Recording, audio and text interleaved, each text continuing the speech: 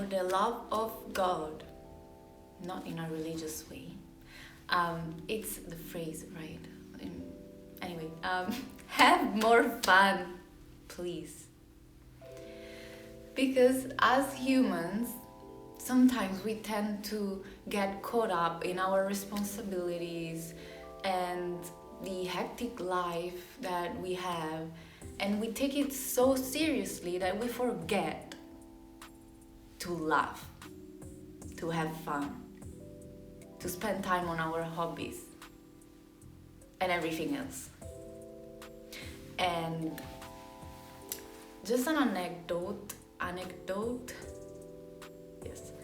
I suffered from depression when I was in my teens, and although I was suicidal as well, I had suicidal thoughts and self-harmed.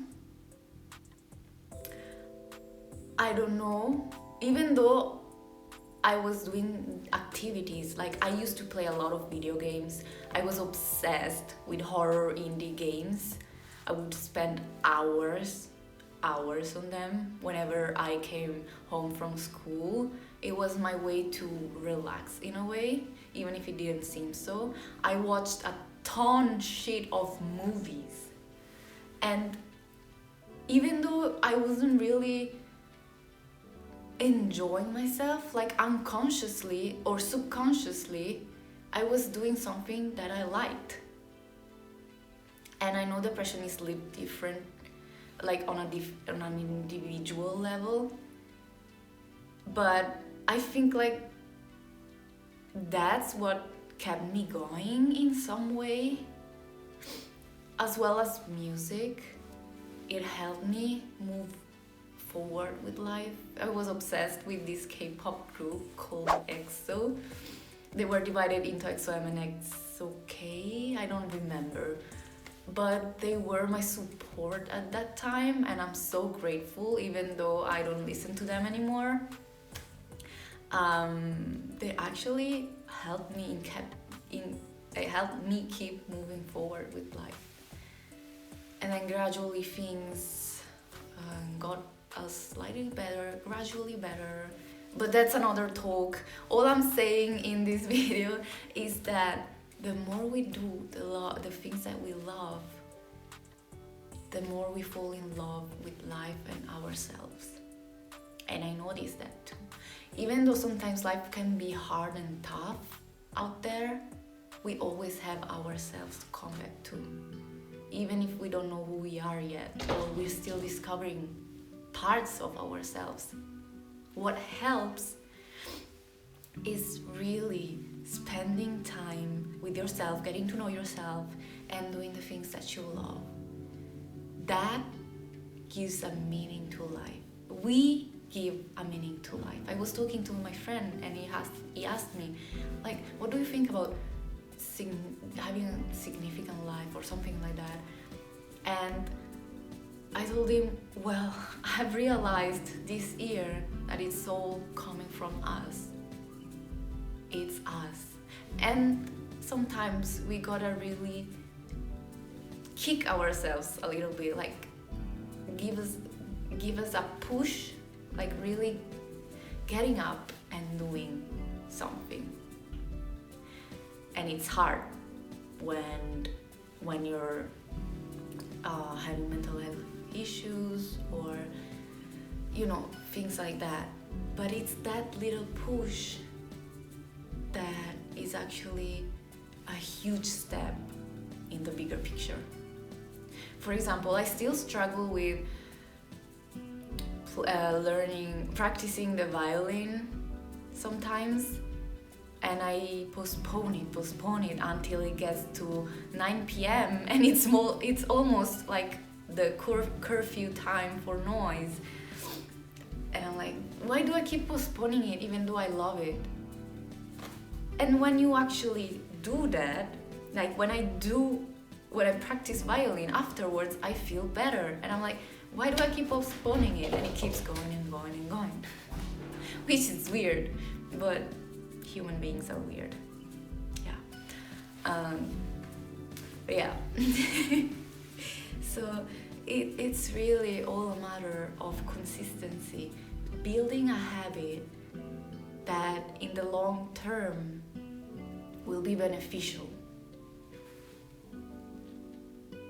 And if that, having fun is different for everyone. If you're like me, who have a lot of passions, maybe sometimes way too many, and I get lost in them, but you can always turn to one of them, or you can start picking up something new, or researching something new, something that really gives you life. It doesn't have to be that big. And I realized that life is not meant to, you're not meant to take risks every single day, or like getting out of your comfort every single day. It's a matter of a step-by-step plan. I don't like the word plan, but it's a matter of being in the now and realizing what your passions are, what makes you feel alive, what makes your inner child alive and coming through. It differs from person to person, but don't let life close you off from yourself and the experiences and opportunities that are out there for you. And sometimes it's very chaotic. It can be very chaotic around you. And all you can do is coming back home to yourself. My baby. All that matters in reality is you. And for my people pleasers out there, which can be harder, it's all a matter of realizing it and working on it. And that requires you to get out of your comfort zone. Also, if there are things that you want to do, but you don't have anyone to do them with, start doing them by yourself.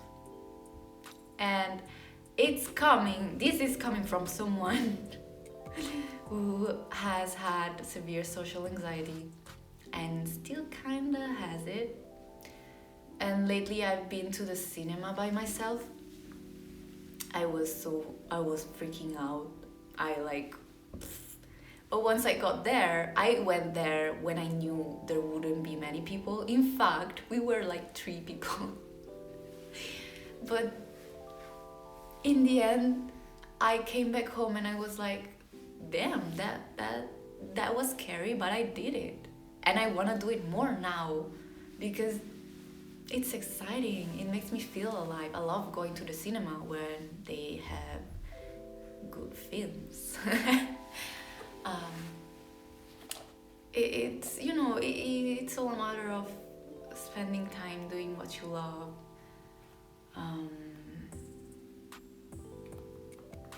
And even if you grow out of it, there's gonna be something else, definitely. It's all a matter of consistency and building a habit. And sometimes you flop, right? There are days in which you just don't do anything. I do that. It happens. It's normal.